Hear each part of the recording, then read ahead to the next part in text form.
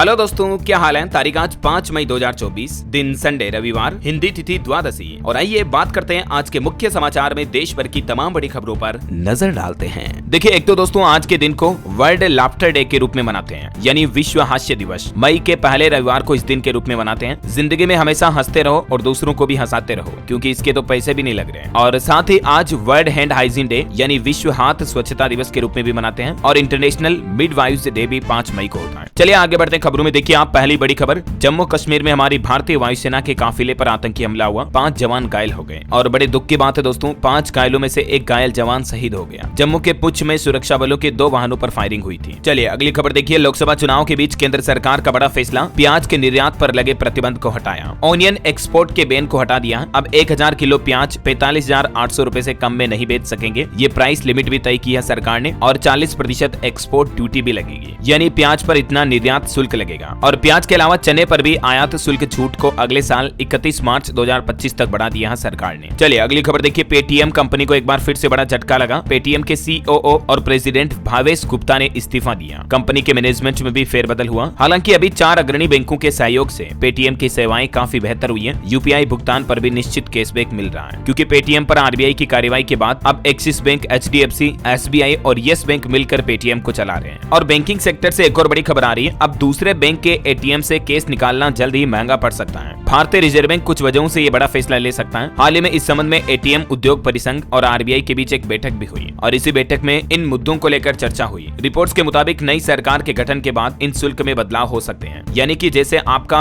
खाता किसी दूसरे बैंक में है लेकिन आप एटीएम कार्ड से किसी दूसरे बैंक के एटीएम मशीन से पैसे निकालते हो ना, तो उस पर शुल्क बढ़ सकता है। इंटरचेंज शुल्क को बढ़ाकर 20 रुपए से 23 रुपए तक किया जा सकता है, ऐसी मीडिया रिपोर्ट्स आ रही है। चलिए अगली खबर देखिए, पिछले 4 महीनों में 80,000 टेक कर्मचारियों ने गंवाई नौकरी। इस साल 2024 का ये डेटा आ रहा, वैश्विक स्तर पर टेक्नोलॉजी सेक्टर में 80,000 से भी ज्यादा कर्मचारियों को कंपनियों ने बाहर निकाला। इसके पीछे एक बड़ी वजह आर्टिफिशियल इंटेलिजेंस यानी कि एआई भी है। चलिए बड़ी खबर आ रही, कोरोना के नए वेरिएंट FLIRT ने बढ़ाई चिंता। वैक्सीन लगवा चुके लोगों को भी ये वेरिएंट संक्रमित कर सकता है। भले ही अब धीरे धीरे कोरोना का कहर कम होता जा रहा, लेकिन हाल ही में अमेरिका में एक कोरोना का नया वेरिएंट सामने आया और इस नए वेरिएंट ने अमेरिका समेत दुनिया के कई देशों की चिंता बढ़ा दी है। हेल्थ एक्सपर्ट और वैज्ञानिकों के मुताबिक कोरोना का यह नया वेरिएंट फिलहाल तो अमेरिका के कुछ हिस्सों में फैल रहा है, लेकिन इस वेरिएंट का खतरा वैक्सीन लगवाने पर भी मंडरा रहा है। और एक बड़ी चिंताजनक रिपोर्ट सामने आ रही, कोरोना वायरस का जीवन और प्रसार बढ़ा रही है कार्बन डाइऑक्साइड, जो हमारे वातावरण में CO2 गैस है ना, वो कोरोना को ज्यादा सक्रियता दे रही है। हालिया शोधकर्ताओं की रिपोर्ट में ये बात भी सामने आई। जहां एक तरफ आपको पता होगा आजकल कोरोना वैक्सीन कोविशील्ड को लेकर काफी कंट्रोवर्सी चल रही है, इसी बीच कोरोना को लेकर ये रिपोर्ट वाकई में चिंता की बात है। हालांकि कोविशील्ड वैक्सीन के दुष्प्रभाव को लेकर भी उत्तर प्रदेश लखनऊ के न्यूरोलॉजी विभाग के साइंटिस्ट का यह कहना है कि इस वैक्सीन से ज्यादा कोई गंभीर दुष्प्रभाव नहीं है। चलिए अगली खबर देखिए दोस्तों, सरकारी ऐप के नाम पर अब आपके साथ कोई धोखा नहीं कर पाएगा। चुटकियों में आप खुद पहचान कर पाएंगे, क्योंकि गूगल कंपनी की तरफ से प्ले स्टोर पर एक नया फीचर जोड़ा गया है, जिसमें जो गवर्नमेंट एप्स होते हैं, सरकारी एप्स, उन पर अलग तरह से मार्किंग की जाएगी प्ले स्टोर पर, जिससे इन एप्स की पहचान करना आसान होगा। क्योंकि अभी प्ले स्टोर से हम ऐप डाउनलोड करते हैं तो पता नहीं चलता कि ये गवर्नमेंट का ऑफिशियल ऐप है या नहीं, लेकिन अब जो ऑफिशियल ऐप होंगे उन पर ये लेबल लगा होगा official government, play verified that this app is affiliated with a government entity, है ना। तो इससे आप ऑफिशियल ऐप को